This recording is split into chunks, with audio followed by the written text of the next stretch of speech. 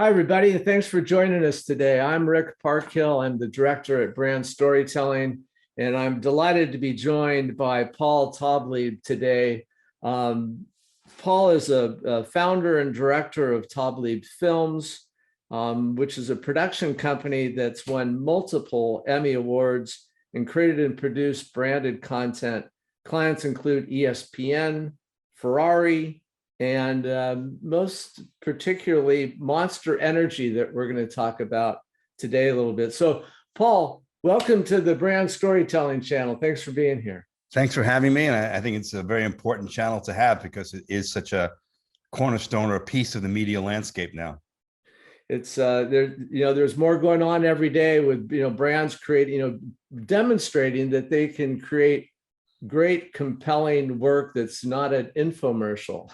And the work that you're doing for Monster and other brands too, but really I'd like to talk to you about today is because there's such a broad scope of work that you've done with Monster over the years, everything from surfing to skateboarding to motocross and professional bull riding.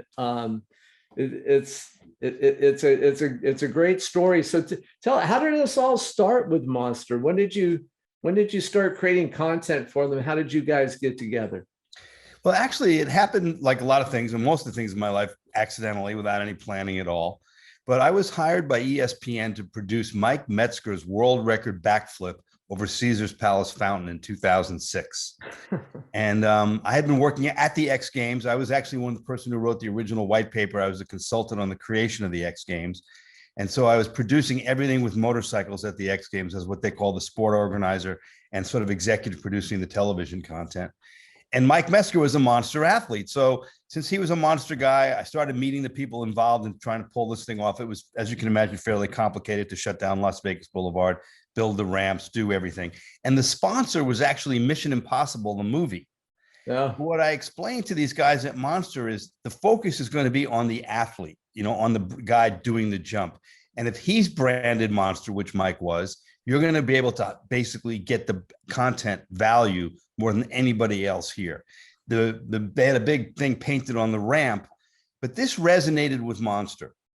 And particularly the head guy at Monster who created the brand deserves most of the credit, not all the credit, because as he will tell you, there's a lot of people involved.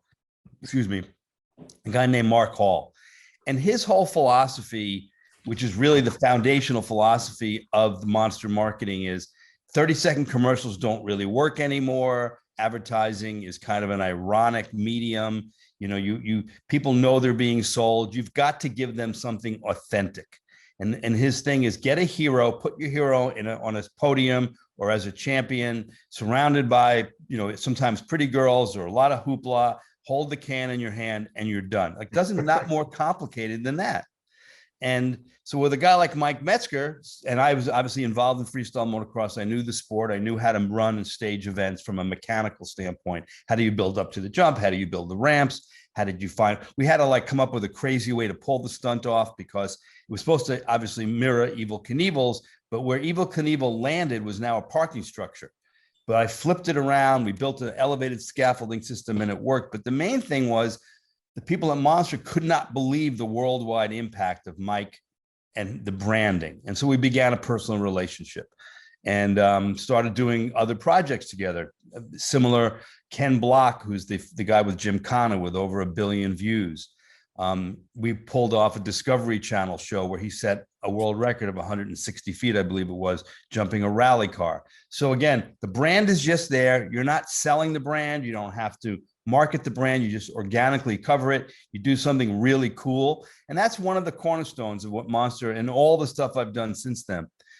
If it's cool, you can't measure it. It's not a CPM thing. You know it when you see it. Obviously, not everything works. Not everything's perfect. But if you do stuff that's cool in this environment for this demographic, it will resonate. Then I certainly, and Mark has pointed out when I go to him and sell him different ideas or whatever, believe me, there's a sales force, there's a marketing force, there's blocking and tackling taking place at the convenience store level, which we have nothing to do with. He is a proponent of that idea. 50% of your marketing doesn't work. You just don't know which 50% it is. So just keep plugging away. So that's how we developed a relationship. So They that brought was, Paul, that was 15 years ago. This started in 2006. Yeah. 2006. Yeah. That's when I Wow. first started. So, fast forward to the social media day, right? I mean, 2006 wasn't, when did YouTube wasn't around at that No. time. People weren't passing videos around. So, social media has changed this dramatically for Monster, hasn't it? Like when they're looking at signing their athletes, are they looking to people with a big, social footprint? The answer is yes and no. Yeah. They've always been athlete focused. They said, what do the athletes want to do? In other words, Mike Metzger wanted to do this jump. We didn't say, we want to force you to do it. It's always been very sensitive to what athletes want. And that reflects in a lot, not all, they've gotten more sophisticated now in their social media approach of doing things that are a little bit more, metric driven. But basically, they think athletes are cool guys. The other phrase that Mark Hall used before there were influencers, as we use social media today, he goes, if you influence the influential people in a community, you reach the whole community. Or he said, if a guy pulls up in high school with a dirt bike and he's the coolest guy because he's got a dirt bike in the back of his truck and he's drinking a Monster or there's a Monster sticker on him, you've now got that high school. Yeah. And that's what, and maybe you don't have the quarterback in the squares, if you look at it in a Animal House kind of way, but if you want the cool kids, you've now done it through influencing the right people. So they do look at but they're also not metric driven when it comes to the athletes. But if you're legitimate but they expect you to post, they expect you to do stuff, but they leave it to the athletes. What's cool. Like it's not really necessary. I'm a little bit of a different category as the outside producer, but a lot of times, like the piece we did on JB Mooney, the bull rider, or the piece we did on Taka Higashino, which just came out when both very well received. These are just about telling the stories of the athletes. And so they leave it to that athlete driven. That's what's cool and it works. Well, let's talk about, telling stories about athletes, because you just did this and this, and I've been watching it and enjoying it, is Epic Tales of Monster Waves that you've just produced. Gosh, the footage in that is just spectacular. Did you go to all those places? Did you go to Nazare and Jaws and shoot there yourself? Because actually I didn't this year. This was a pivot. Yeah. 2 years ago, we did a big wave show, and big waves are perfect for Monster because it's gnarly, it's big, there's motors, it's relatable, it's also authentic. I mean, it's a big wave, there's no kidding around with it. So they really like it as part of their brand portfolio. So 2 years ago, when I originally came with the idea, you may have recalled, like, I don't know, a number of years ago, Kai Lenny, who's not a Monster athlete, by the way, which is important to mention. He wears a hat with a that's red, that's got another beverage on it. It does. Right. And I'll tell you a story about it. Another thing related to that with Mark Hall, but relating to a MotoGP movie I did for them. But no, I had a pivot. We were originally supposed to do an expression session with the best big wave guys just doing tow-in surfing, but I couldn't pull off an event. Hawaii obviously is very sensitive about this whole COVID thing. So, but I knew the surfers, they were going anyways. Big swell, camera guys were going. So what I did was we made deals with all the camera guys, the A-level guys. Sometimes it made it possible for them to go. Sometimes they were going anyways. Also, I wasn't looking for waves of everybody in the session. So I could say to a great guy, Dan Norkunis is an example of a great cameraman we used. He was there for someone else to go, I'm only interested in Shane, Kai, and Billy Kemper. And we'll talk about the other footage as we need it. So he's already going to be there. So we were able to collect footage around the world at Nazare, at Belhara, at Jaws, at Mavericks. And then I went and did interviews with everybody, either over the internet or went to Hawaii. And the whole thing was retrofitted, where I said, here are the stories. We had a guy from South Africa, as you saw, Matt Bromley. And I made sure, hey, shoot yourself in the airports. We helped direct them, get a shot of yourself in the tent before you paddle out at Jaws in the morning. And there's a little more flexibility these days in production quality. So that one, I didn't go. I didn't, shoot those big waves. You know what I really like about the film, and I want you to talk a bit about how you multi-purposed all this too. But the stories of the surfers, what they all went through. The story of Kai Lenny, how he got to Portugal. He had COVID. The story of Billy recovering from a life-threatening injury and going out and shredding at Jaws. people can tell in my background here. I've got some affinity towards this surfing world. So great human stories. It's not just eye candy of huge waves, of monster waves, but it's the human stories of the guys that ride them. And that's my philosophy: is people care about people. I always, just a very simple thing. As long as you stay with that and don't talk and what people do, and drama is what people do under pressure and how they deal with pressure. And as long as you keep those basic principles, I also have made a few feature films. My other recent documentary, Blink of an Eye, we're on the cusp of signing an Academy Award-winning director to make that into a feature film with Sony. And that was also sponsored by Monster, the original movie. The thing about Monster, well, so that in terms of repurposing this, it actually has been kind of interesting and kind of fantastic. So we had so much material that I acquired over the winter, and I knew I wouldn't need it all. We first called it High Surf Advisory, did a 12 to 15-minute documentary, something in that range, for Outside TV, and that ran online. Then we expanded it into 46 minutes for ESPN and World of X Games, which was on ABC Network. And then we now took it even further with more story, more development, refigured the show, and now it's currently being shopped around. And we're looking at, it could be HBO, it could be Netflix, it could be Amazon. I have an agent who's representing it. And sometimes there's a big monster claw on it, and sometimes it's just monster athletes in it. And that goes back to Mark Hall's philosophy of, like, if you do the right thing and we get our branding in there. So we have Kai Lenny. But a better story is when I did Unchained, the untold story of freestyle motocross, the star of that movie is Travis Pastrana, who is a Red Bull athlete. I mean, he did the double back. He's a star. And when Mark Hall said, I'm going to buy this thing, I want to do it. And I said, well, Mark, Travis is going to be wearing a Red Bull hat. And he was like, do you think I'm stupid? Like, do you think I don't know this? He goes, just take care of us in the movie. And he's always believed, if you are respectful to your competitors, but make sure the monster message is there. And when we did Blink of an Eye, it's about Dale Earnhardt and Michael Waltrip and an incident that took place in 2001. Well, in 2001, Monster didn't exist. So why are they doing a NASCAR movie? And the reason was, he goes, look, we're in the sport. We want to show the people that we care about the sport. It's a give back. It's not about making money. There's some return of revenues based on sales, but these are not profitable things the way a corporation looks at profits. Believe me, documentary is a hard way to make a nickel. And but it was giving back to the sport, and it was showing the NASCAR fan that Monster cared. And the only branding in that is Michael Waltrip, who's the key, is sitting in the chair being interviewed, and he has a little monster claw on his shirt. That's it. Yeah. And that was enough for them. They go, it's authentic. When I did Fastest about Valentino Rossi, the MotoGP guy, which is a huge international sport, Mark Hall told me, he said, if Valentino takes a can out and waves it at the camera, how athletes sometimes do, they goes, you're fired. Do not do that. How refreshing to hear that from a brand, because there's a lot of brands that do it wrong, that here's my product. Right.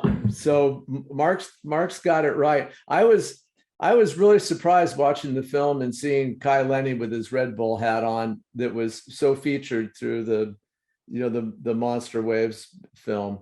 And we were lucky, and this is kind of the subtlety of it. It ends with Makua, which we were lucky, and I would have figured out another solution if I had to. A monster athlete, riding ostensibly the biggest wave of the season, and it kind of ends on a big monster note without anybody ever thinking, oh, it's manipulated. We were lucky. He rode the biggest wave at the end of the year, so it all worked out. Tell me about that then. When you sit down with the folks at Monster and you think about a project that you're going to develop, and you start working the numbers and what's this going to cost, are they factoring in the potential return on investment for a VOD distribution deal? Are they factoring that into the bottom line when they're looking at what our production cost is going to be? They're aware of it. They like the sound of it. They like when I bring them a check, but that's not what drives the decision. Because a couple of years ago, when they moved offices, I was talking to them, and I said, I actually advised them, even though it was financially detrimental to me, that you need to have your own production, some facilities in-house. And they said, it's really not, we have some, but we're a beverage company. You're the expert in your area. And they've been I couldn't ask for a better client. They will certainly weigh in. They have their opinions like everybody else, but they kind of go, well, Paul, what do you think? You're the guy who makes the stuff. Again, everybody has an opinion, and you do get notes, but it's not an onerous process. So no, it's really not, is this cool? Is this good for the brand? This is like right now I'm up in the air on a project that's kind of interesting where I'd wanted to, I'd seen something about Lewis Hamilton had once, the Formula One driver, 7-time champion, that he had once gone surfing. And I didn't really know too much about it. So I called someone up. I go, oh yeah, he likes to surf.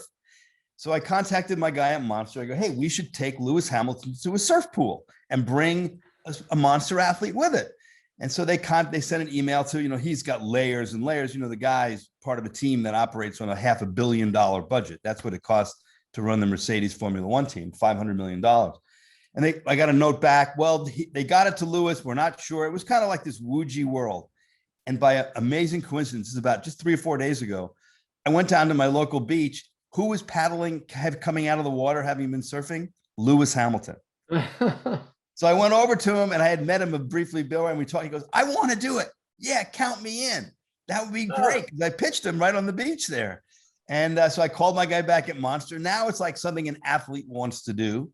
They all got excited. Now, can we do it in Switzerland at a wave pool? Should we do it when he comes here in Austin to Texas at the BSR cable park? The one there. We haven't worked it all out, but it's like, okay, let's figure out a way to do this. So that's how it is. It's not sort of a grand orchestrated thing. I think I mentioned to you, we're doing these live streams on Twitch now. Yeah. Which because Monster wants to have Tony Hawk. We did Tony Hawk and Nigel Houston, the first one. Then we just did a UFC one. How'd those work out? They were apparently, the metrics are new to me, but we were looking at over 2 million viewers. It's organically branded. It reaches their gaming market, but with the Monster DNA, because you had Tony Hawk playing Tony Hawk skateboarding and Nigel. And that one, when this came about, it needed to be accelerated because they said, we better do this before the Olympics because you never know what happens at the Olympics. So there was another good story where luck came in. So we arranged for a local NBC affiliate to come down and do some media before the actual live stream. Tony Hawk had never sat and talked with Nigel Houston before. They had met, but so on camera, they had this 20-minute love fest about, you're going to do great at the Olympics and you're my hero. Well, it was so good. And Nigel's got his Monster hat on and we're in his skate house. So in the background in the distance is a Monster logo. Again, very subtle, not in your face. You would never notice it. Well, the piece was so good because of their passion. NBC broke it into 3 pieces and ran it during the Olympics. Yeah, I saw. Yeah. So suddenly, we have global exposure. Imagine if you had the Olympics, I want a 3-minute commercial in the Olympics for a brand that we're not paying you anything. It would be $1 billion. But, we started this conversation with you telling me, I've never really planned anything in my life. Things just happen. And some of the best things just happened, like meeting Lewis Hamilton on the beach and talking him into the pool park thing. That's awesome story. So listen, tell me about the development process. Like who are all the different players in the development process? When you sit down and pitch Monster on, like, I got this great idea. Who comes into it? Is there agency? Is it Monster have a content team? Is there marketing team, PR? Who are all the players? Well, they have no agency, and they've always been against agencies. And just as a quick side story, one time I was brought into a meeting with a senior VP and a guy from an agency who brought in a good idea. We went to, at that time, Mark Hall, the president of the company. And the guy pitches the idea. And Mark says, oh, Paul, and you, this other guy, you want me to fire your asses because you want me to use this agency. So I'm going to use that idea and you guys are out. Or do you want me to tell the guy to get lost and you better come up with your own good ideas? And that's how they work. They really don't like agencies. They don't, all their flavors, because they're famous for their line extensions. They don't do focus groups. They just say, hey, do we like it? Fine, let's go with it. So it's a very much of do we like this idea? My process is Monster is primarily driven by the sports marketing department. And these are people who are experts in sports marketing in the sports. They don't come out of the beverage industry, and they don't come out of the advertising industry. They were a former motocrosser, or the head guy, the senior VP of sports marketing, Mitch Covington. He was an agent for a long time and worked with athletes. His son was a professional motocrosser. So he has an intuitive feel. Now they have brought in some new people now, and the company is evolving. So I usually work from the athlete point of view, which means I start in sports marketing. Then they do have content planning. They have a long calendar of big events that are coming up. And then we integrate between, hey, the sports marketing people think a Lewis Hamilton piece is a good idea. Then the digital team, which is a big digital team for placing and working with the different platforms.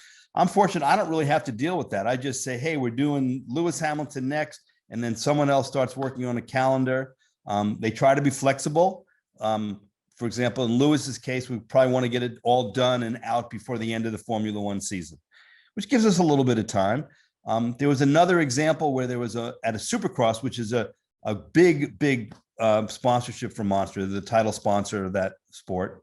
A kid named McAdoo crashed, and it was a horrible crash. When you saw it, you thought you saw someone die. But not only did he get up after this horrendous flipping over the bars crash, he walked away, got back on his bike, got in the race, and finished on the podium. It's an amazing story. Wow. So, and it was the second to last race of the season. So I was ask how it works. I'm watching TV. I see the guy walk away. I pick up the phone, call the head of marketing, and go, we need to do a piece on this guy. He just walked away from a near-death thing. The final event is next week. I'll get it done right away, and we'll get it in the broadcast, on your channels. So boom, instantly, we set him up. We did an interview. We edited it. And by the next weekend, there was a 7-minute piece that went on the YouTube channels, cut into a 30-second spot, because Monster has some inventory on Supercross.